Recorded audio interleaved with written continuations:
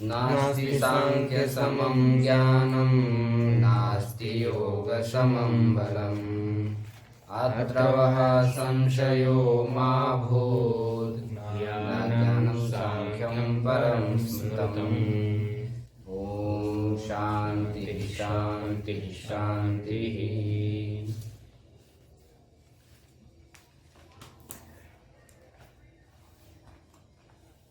प्रकृति से उत्पन्न जो महत अहंकार और अहंकार से उत्पन्न पंचतन मात्रा इंद्रिया, इनका निरूपण किया। अब प्रत्येक के जो व्यापार है उसको बताया गया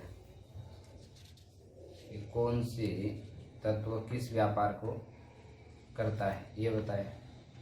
अब उसके लक्षण बताए जा रहे। महत और बुद्धि, महत माने बुद्धि है, अहंकार और उससे उत्पन्न जो एकादश इंद्रिया, तो उनके क्या क्या लक्षण है उसको अभी आगे बताया। 29वीं कारिका से चले। स्वालक्षण्यं वृत्तिस्त्रयस्य सैषा भवत्य सामान्या। स्वालक्षण्यं वृत्तिस्त्रयस्य सैषा भवत्य सामान्या। सामान्यकरणवृत्तिः प्राणाद्यावायवः पञ्च। सामान्यकरणवृत्तिः प्राणाद्यावायवः पञ्च। ऊपर जो बताया है वो लक्षण बताए। अभी क्या बता रहे? व्यापार बता रहे। वृत्ति शब्द का अर्थ यहाँ पर व्यापार है। स्वालक्षण्यम माने स्व स्व जो लक्षण है, स्व स्व जो उनका स्वभाव है, वह त्रयस्य वृत्ति, वो तीनों की वृत्ति है। बुद्धि, अहंकार और मन, ये तीनों की वृत्ति है। बुद्धि, मन और अहंकार। सैषा भवति असामान्य, यह जो वृत्ति है यह तीनों की असामान्य है। असामान्य माने विशेष है। बुद्धि का जो व्यापार है वो निश्चय बताया, मन का संकल्प विकल्प और अहंकार का अभिमान बताया। तो ये जो उनका लक्षण बताया है यही उनका विशेष विशेष व्यापार है। तो व्यापार दोनों है, सामान्य और विशेष। तो विशेष व्यापार उनका जो लक्षण है वही उनका विशेष व्यापार है। सामान्य करण वृत्ति ही, सामान्य करण वृत्ति वायवाद्याः पंच। कर्ण वृत्ति, कर्ण का जो सामान्य व्यापार है वह क्या है? प्राणाद्या वायवः पंच, प्राणादि वायु पंचक, यह इनका सामान्य व्यापार है। ये जो प्राण आपान उदान व्यान महावायु के ही भेद है। महावायु जब शरीर के अंदर चली जाती है तब स्थान से और क्रिया भेद से प्राण आपान उदान व्यान समान इस नाम को प्राप्त हो जाती है। तो ये प्राण आपान आदि अपने अपने कार्य करते। जैसे प्राण है, नासिका से अंदर आता है बाहर जाता है, और अपान है गुदाद्वार में स्थित है, उसका कार्य अलग है। समान है नाभि मंडल में स्थित है। व्यान सभी शरीर में स्थित है। तो ये जो प्राण अपने अपने कार्य कर रहे हैं, इसके प्रति सामान्य कारण ये तीन है, बुद्धि, अहंकार और मन। यह अंतःकरण समझ, ये अंतःकरण ही रहता है, इसलिए ये प्राणादि वायु पंचक अपने अपने व्यापार करते हैं। तो अपने अपने प्राणादि पंचक के व्यापार के प्रति यह करण सामान्य कारण है। अंतःकरण जहाँ रहता है वही तो प्राणापान आदि का व्यापार होता है। यदि अंतःकरण नहीं है तो प्राणापान आदि का व्यापार नहीं होता। जैसे पाषाण आदि में अंतःकरण नहीं है तो वहाँ प्राणापान आदि का व्यापार नहीं होता। तो ये अंतःकरण का यह सामान्य व्यापार है, माने सबके प्रति वह कारण है, तभी ये अपने अपने कार्य करने में सक्षम हो जाते हैं।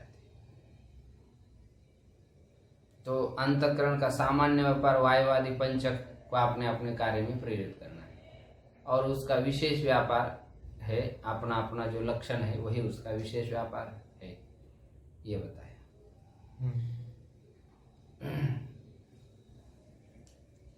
अब ये जो बुद्धि अहंकार मन है, इन तीनों के द्वारा जो ज्ञान होता है मनुष्य को, वो एक साथ होता है या क्रम से होता है। ज्ञान के साधन हमारे पास 4 है, इंद्रिया, मन, बुद्धि, अहंकार। तो इनसे जो ज्ञान हो रहा है 4 प्रकार का, इंद्रियों के द्वारा, मन के द्वारा, बुद्धि के द्वारा, तो वो कैसे क्रम से होता है या एक साथ होता है, इसको बता रहे हैं। युगपत् चतुष्टयस्य तु वृत्तिः क्रमशस्य तस्य निर्दिष्टा। युगपच्चतुष्टय वृत्तिः क्रमशश्च तस्य निर्दिष्टा। दृष्टे तथाप्यदृष्टे त्रयस्य तत्पूर्विका वृत्तिः। दृष्टे तथाप्यदृष्टे त्रयस्य तत्पूर्विका वृत्तिः। युगपत् चतुष्टयस्य तु वृत्तिः। चतुष्टयस्य, यहाँ पर अभी 4 का ग्रहण करना है। जो 10 इंद्रियों का समुदाय उसको एक लेना समझना है, फिर मन को, अहंकार को और बुद्धि, ये जो 4 है इनकी युगपत वृत्ति ही।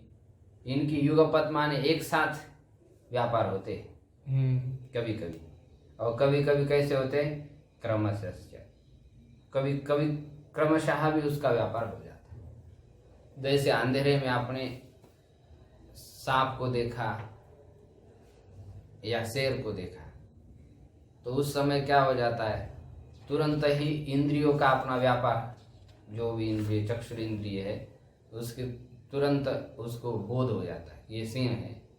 फिर मन से संकल्प विकल्प हो जाता है, बुद्धि से निश्चय हो जाता है, और तुरंत अभिमान भी हो जाता है कि मेरे को अब यहाँ से भागना चाहिए।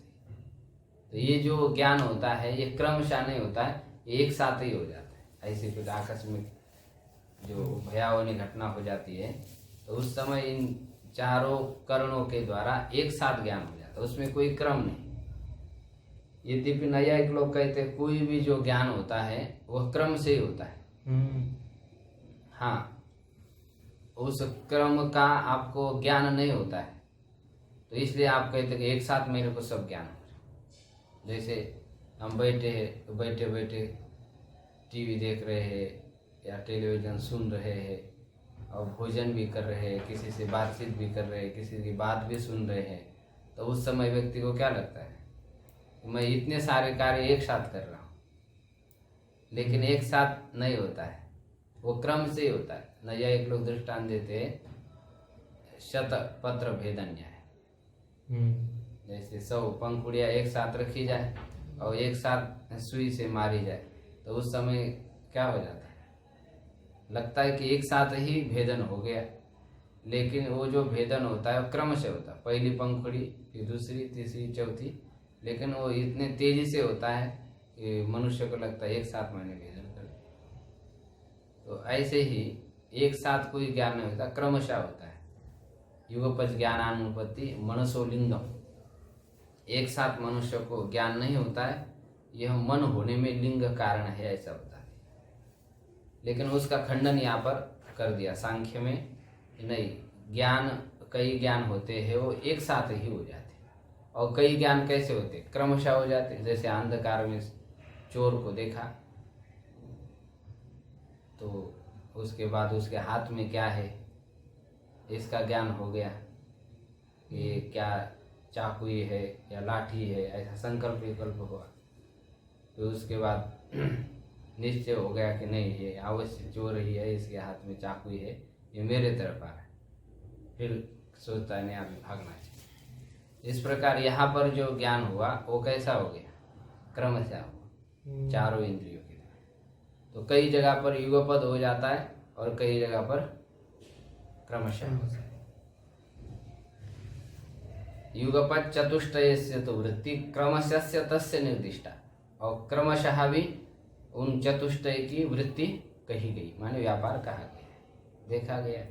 दृष्टि तथाप्या दृष्टि त्रयस्य तत्पूर्विका वृत्ति ही, दृष्ट विषयों का ज्ञान हो जाए अथवा अदृष्ट विषय का ज्ञान हो जाए तो वहां पर तत्पूर्विका वृत्ति ही, प्रत्यक्ष पूर्वक ही व्यापार होता है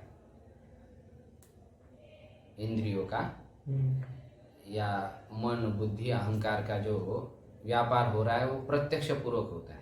जब प्रत्यक्ष में क्या है, जैसे यहाँ सर्प है या कोई व्यक्ति परिचित बैठा है, तो जब तक आपके दृष्टि उसके ऊपर नहीं जाएगी, या अंधे व्यक्ति तो हाथ से छू करके नहीं देखे अनुभव करेगा, तब तक फिर आगे ना कोई संकल्प होगा, ना कोई निश्चय होगा, ना कोई अहंकार होगा।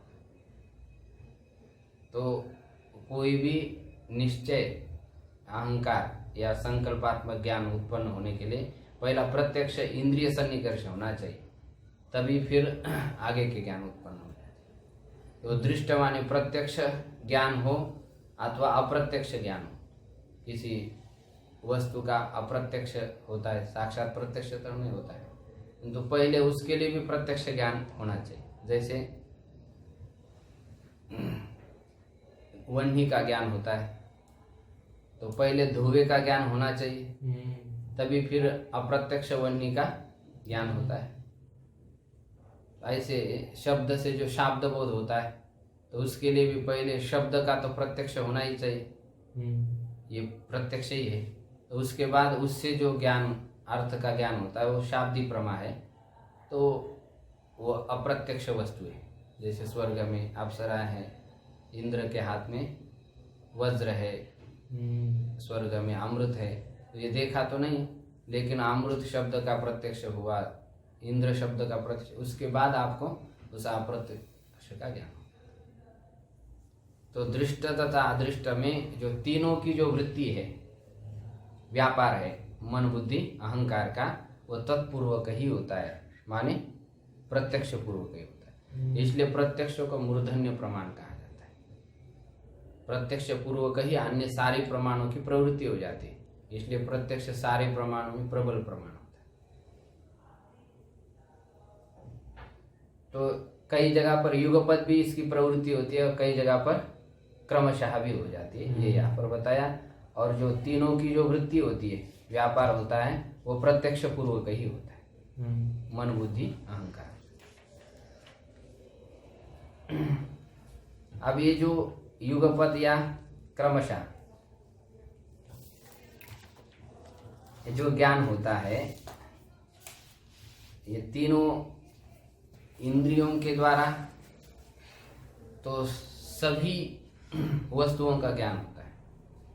इंद्रियों के द्वारा तो केवल प्रत्यक्ष वस्तु का ही ज्ञान होता है, लेकिन अतीत में भविष्य में जो वस्तु है, वर्तमान में भी है लेकिन इंद्रिय संबद्ध नहीं, उसका भी ज्ञान किससे होता है? मन से होता है। इसलिए मन में बड़ी ताकत है ना। भूत भविष्य तो वर्तमान सारे वस्तुओं का संबंध न होते हुए भी केवल वह कल्पना से उसको समझ लेता है। तो उसमें सबसे अधिक ज्ञान का सामर्थ्य है। लेकिन ये जो प्रत्येक इंद्रियों में ये जो सामर्थ्य है, ये देखो, चक्षु तुम रूप को ही देख लो, रसना तुम रस को ही चख लो, मन तुम संकल्प विकल्प ही करो, बुद्धि तुम निश्चय ही करो, अहंकार तुम अभिमान करो। इस प्रकार का जो इनका व्यापार है, ये किसने तय किया? या इसने सम्मिश्रण क्यों नहीं होता? मिश्रण भी तो होना चाहिए।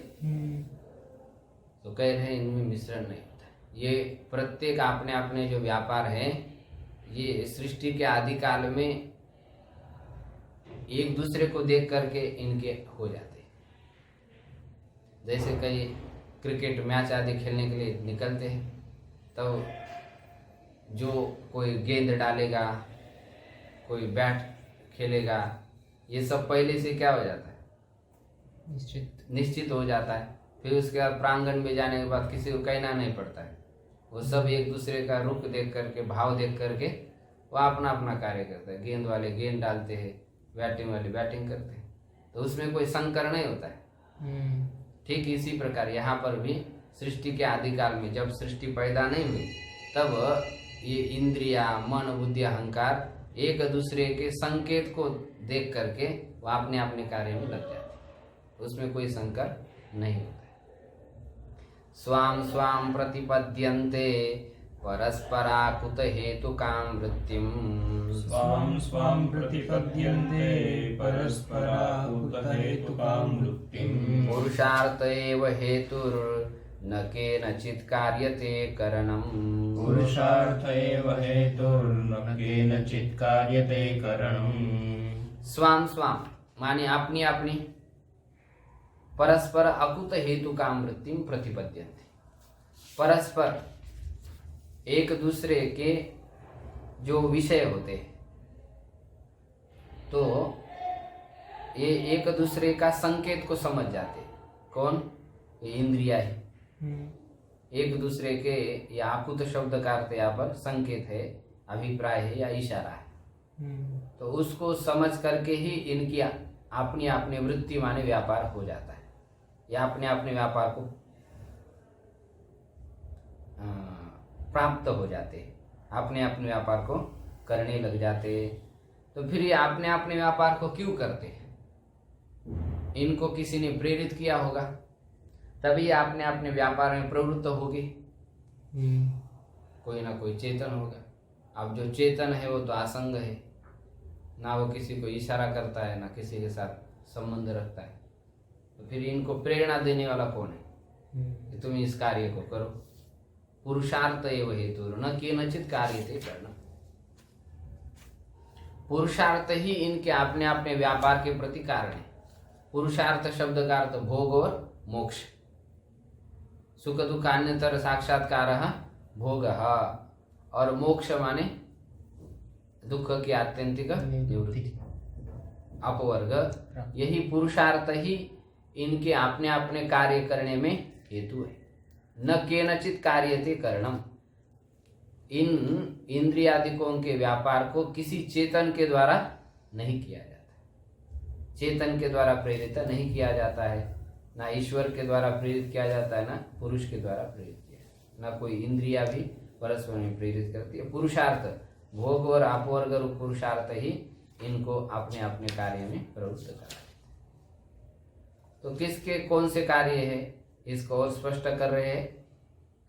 करणं त्रयोदश विधम तदाहारण धारण प्रकाशकरम्। करणं त्रयोदश विधम तदाहारण धारण प्रकाशकरम्। कार्यं च तस्य दशधा आहार्यं धार्यं प्रकाशं च। कार्यं च तस्य दशधा आहार्यं धार्यं प्रकाशश्च।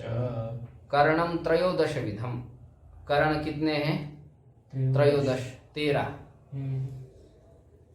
एकादश इंद्रिया मन के सहित अहंकार और बुद्धि, इस प्रकार 13 हो जाए। तो ये 13 करण, उनका कार्य क्या है? तद आहारण धारण प्रकाश कर्म। उनका कार्य आहारण माने ले लेना, कर्म इंद्रिय का कार्य है। धारण, धारण माने धारण कर लेना, और प्रकाश कर्म बुद्धि, प्रकाश कर्म माने प्रकाश कर लेना, ये बुद्धि ज्ञान इंद्रिय का कार्य। तो चक्षुरादि पंच ज्ञान इंद्रिय और वाग आदि पंच कर्म इंद्रिय, उनका त्रयोदश विध करण, ये त्रयोदश विध करण है। अहंकार और बुद्धि के सहित। तो आहारण धारण ये जो दोनों कार्य है ये कर्म इंद्रिय के, और प्रकाशन कार्य किसका है? ज्ञान इंद्रिय का। आहारण धारण दोनों भी कार्य कर्म इंद्रिय के समय ले लेना और धारण कर लेना, ये दोनों कार्य कर्म इंद्रिय के है, और प्रकाश कार्य यह ज्ञान इंद्रिय का है। कार्यम च तस्य दशदा, तो इनके जो 10 कार्य है क्योंकि बुद्धि के द्वारा भी जानने का ही कार्य होता है, अहंकार के द्वारा भी। तो इसलिए ये जो 10 कार्य है, दशधा च तस्य कार्यम आहार्यम धार्यम प्रकाशंच। आहार्य, धार्य और प्रकाश। तो 10 प्रकार के जो शब्द स्पर्श रूप रस गंध है, इनका प्रकाशन करना, और वचन आदान विहरण उत्सर्ग आनंद, ये जो कार्य है, विषय है, इनको सिद्ध कर लेना, यह किसका कार्य है? कर्म इंद्रिय का। और शब्द स्पर्श रूप रस गंध, इनका प्रकाशन कर लेना ये ज्ञान इंद्रिय का कार्य है। तो इस प्रकार ये जो त्रयोदश विध करण है, इनका आहार्य, धार्य और प्रकाशन, ये 10 प्रकार का इनका कार्य है। माने 10 जो हो गए ना, कर्म इंद्रिय के 5 विषय और ज्ञान इंद्रिय के 5 विषय, उनको लेना और धारण कर लेना और प्रकाशन कर लेना, ये इनका कार्य है। अब अंतःकरण का जो कार्य है वह कौन सा है, उसको आगे स्पष्ट कर रहे हैं। अंतःकरणं त्रिविधं दशदा बाह्यं त्रयस्य विषयाख्यम्। अंतःकरणं त्रिविधं दशधा बाह्यत्रयस्य विषयाख्यम्। साम्प्रतकालं बाह्यं त्रिकालम् आभ्यन्तरं करणम्। साम्प्रतकालं बाह्यं त्रिकालम् आभ्यन्तरं करणम्। अंतःकरण के ही ये भेद है, बुद्धि, अहंकार और मन। तो अंतःकरण त्रिविधम, अंतःकरण 3 प्रकार का है। दशधा बाह्यम त्रयस्य विषयाख्यम। तो दशधा जो कार्य है 10 प्रकार का, वो बाह्य कार्य है। और त्रयस्य 10 प्रकार का जो कार्य है विषयाख्य, वो बाह्य है। और सांप्रत कालम बाह्यम त्रिकालम आभ्यंतरम करणम। सांप्रत काल माने वर्तमान काल। वर्तमान काल में जो विषय है उसका जो ज्ञान है वो बाह्य ज्ञान है। और तीनों काल में स्थित वस्तुओं का जो ज्ञान है वह आभ्यंतर करणम, वो आभ्यंतर करण का है। माने मन के साथ जो अहंकार और बुद्धि है, उनके द्वारा जो ज्ञान होता है वो तीनों कालों के वस्तुओं का ज्ञान होता है। और इंद्रियों के द्वारा जो ज्ञान होता है वो सांप्रत कालम, माने वर्तमान काल के ही शब्द स्पर्श रूप रस गंध आदि का ज्ञान होता है। वो अतीत अथवा भविष्य शब्द स्पर्श रूप रस को नहीं जानते। किंतु अंतःकरण, बुद्धि, अहंकार, ये तीनों काल में स्थित जो वस्तुएं हैं उसको जानते हैं। तो इसलिए त्रिकालम आभ्यंतरम, तीनों कालों में स्थित वस्तुओं को जानने वाले या आभ्यंतरकरण होते हैं, माने अंतःकरण होता है। तो अब इसमें कितने इंद्रियां सविशेष विशेष विषय को ग्रहण करती है और कितनी नहीं करती है, इसको अभी आगे स्पष्ट कर रहे हैं। बुद्धि इंद्रियाणि तेषां पंच विशेषा विशेष विषयानि। बुद्धीन्द्रियाणि तेषां पंच विशेषा विषय विषयाणि। वाग् भवति शब्द विषया शेषाण्यपि पंच विषयानि। वाग् भवति शब्द विषया शेषाणि पंच विषयानि। बुद्धि इंद्रियाणि तेषां पंच, ज्ञान इंद्रिय ये 5 विषयों को ग्रहण कर लेते सविशेष।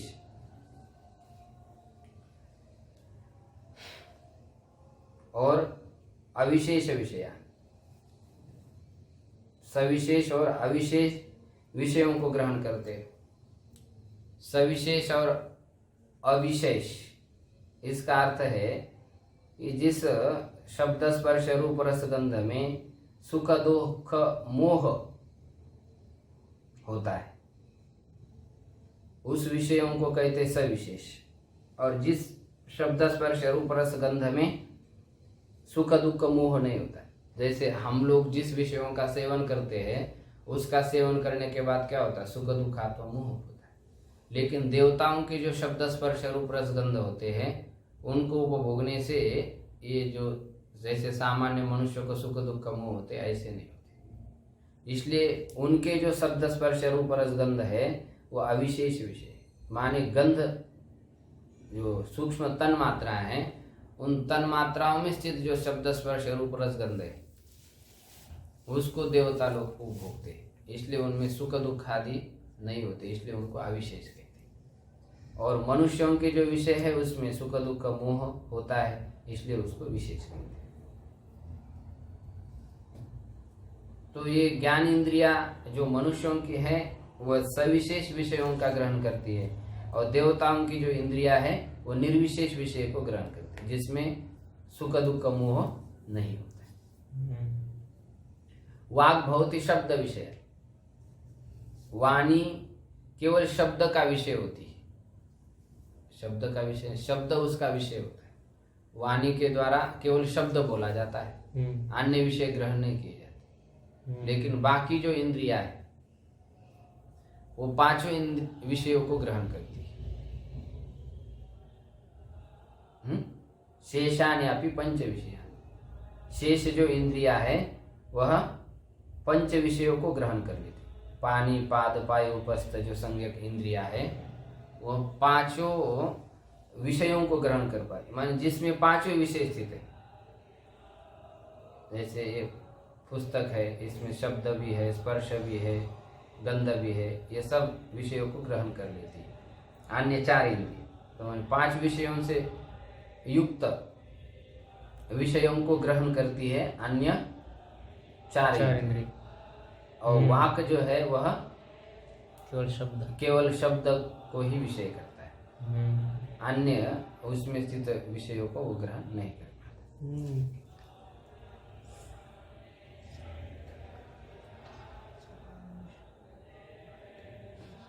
शांतकरणा बुद्धि सर्वं विषयमवगाहते यस्मात्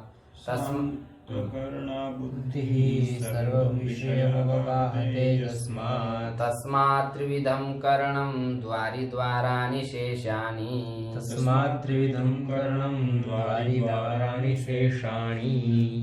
शांतकरणा बुद्धि, अंतःकरण के सहित जो बुद्धि है वह सर्वं विषयम अवगाहते, वह संपूर्ण विषयों को ग्रहण कर लेती है। तीनों कालों में स्थित जो शब्द स्पर्श रूप रसगंध है उन सभी विषयों को ग्रहण करती है। कौन? अंतःकरण के सहित बुद्धि। तस्मात् त्रिविधम करणम द्वारि द्वाराणि शेषाणि, इसलिए तीन प्रकार के ही करण है, मन बुद्धि और अहंकार।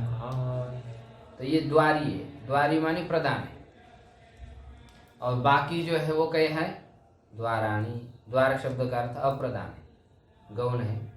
कोई मुख्य है, कोई क्या है, गौण है। मुख्य गौण इसीलिए कि विषयों का साक्षात्कार मन के बिना नहीं होता। इंद्रियों का संबंध हो भी गया किसी विषय के साथ, लेकिन मन यदि नहीं है तो उस इंद्रिय जन्य विषयों से उत्पन्न जो ज्ञान है उसका साक्षात्कार नहीं होता। तो इसलिए ये जो तीन करण है ये द्वारी है मानी प्रधान है, और बाकी इंद्रिया कैसी है, द्वाराणी मानी अप्रधानानी इत्यादि। द्वाराणी शेषानी, बाकी करण जो है द्वार है। अब ये सब परस्पर विरुद्ध विषयों को ग्रहण करते हुए भी ये सब मिलकर के कार्य करते हैं, विषयों को बुद्धि में समर्पित कर देते, और बुद्धि वो सारे विषय पुरुष को दिखाती है, और दिखा करके वो पुरुष को भोग और आपोवर्ग प्रदान करती है। एते प्रदीपकल्पाः परस्पर विलक्षणा गुण विशेषाः।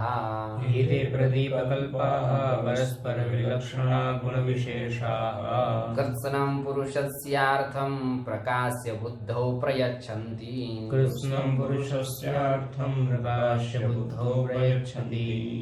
एते प्रदीपकल्पाः, ये सभी जो करण अभी तक बताए हैं ये सब उस दीपक के समान है जैसे दीपक में परस्पर विरुद्ध पदार्थ रहते हैं, लेकिन दीपक भाव को प्राप्त होने के बाद प्रकाश को प्राप्त हो जाते हैं। वात, तेल, और क्या रहता है उसमें, आग। ये विरुद्ध है तीनों भी। अलग अलग यदि रखे जाए तो ये एक दूसरे को नाश कर सकते, लेकिन मिल करके तीनों होते तो एक प्रकाश रूप कार्य को सिद्ध करते। ये तीनों गुण परस्पर विलक्षण होने पर भी, इनके कार्य सब विलक्षण होने पर भी, गुण विशेषाः, ये सभी भिन्न भिन्न विषय वाले ये सब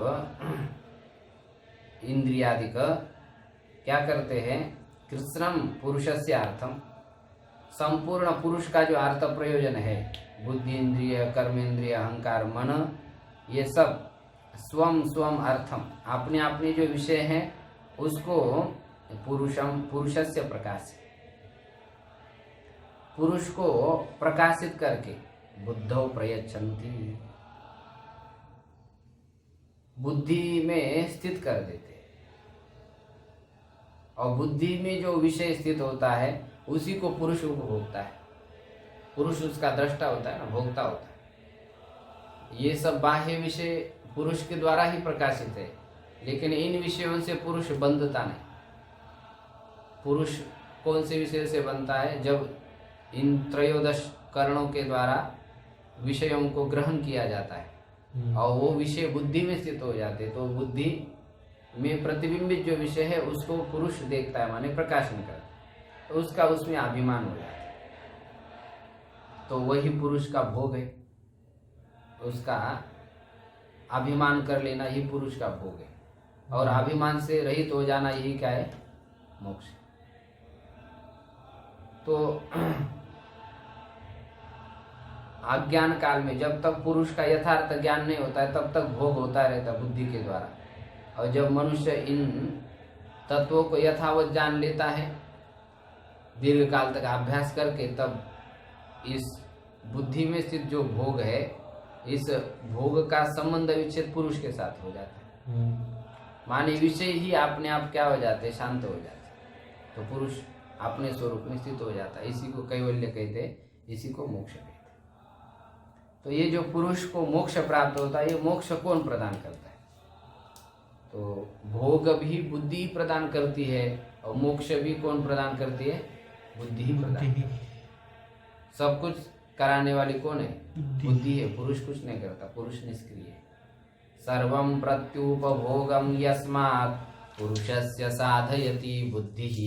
सर्वं प्रत्युपभोगं यस्मात् पुरुषस्य साधयति बुद्धिः। सैव च विशिनष्टि ततः प्रधान पुरुषान्तरं सूक्ष्मम्। सैव च विशिष्टि पुनः प्रधान पुरुषान्तरं सूक्ष्मम्।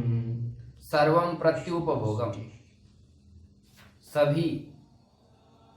सभी इंद्रियगत तीनों कालों में स्थित जो विषय है उसका उपभोग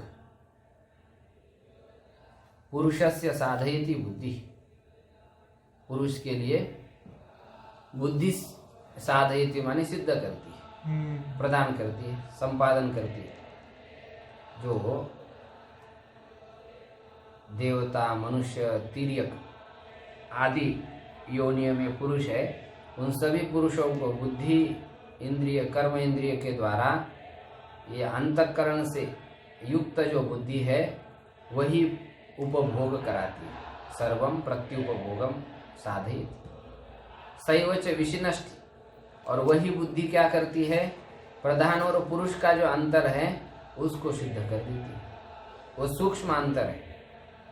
जो लोग इंद्रिय संयम आदि के द्वारा तपश्चरण नहीं करते हैं, तो ऐसे पुरुष को उस प्रकृति और पुरुष का जो भेद है वो स्पष्ट नहीं होता। ये प्रकृति है, सत्वर तमस तीनों गुणों के साम्य अवस्था वाली, ये बुद्धि है, अहंकार है, ये पंच तन्मात्रा है, पंच महाभूत है, और ये इनसे व्यतिरिक्त बुद्धि। इस प्रकार का भेद ज्ञान उनको नहीं होता। तो जो इंद्रियादिकों को संयम करके तपश्चरण कर लेते हैं, तो उस पुरुष, सूक्ष्म पुरुष का उनको ज्ञान हो जाता है। क्योंकि पुरुष बहुत सूक्ष्म है, उसके लिए देह इंद्रियादि संगात सूक्ष्म होनी चाहिए, एकाग्र होनी चाहिए, तभी उसके बाद ही उस पुरुष का स्वयं ही वो बोध हो जाता है। तो इस बोध को कराने वाली भी कौन है? बुद्धि है। तो अपवर्ग देने वाली भी है बुद्धि है। शैवच विशिनष्टि ततः प्रधान पुरुषांतरम सूक्ष्म। वह सूक्ष्म जो प्रधान पुरुष का अंतर है, भेद है, उसको वह बुद्धि ही अलग कर देती है। लेना आगे। ओम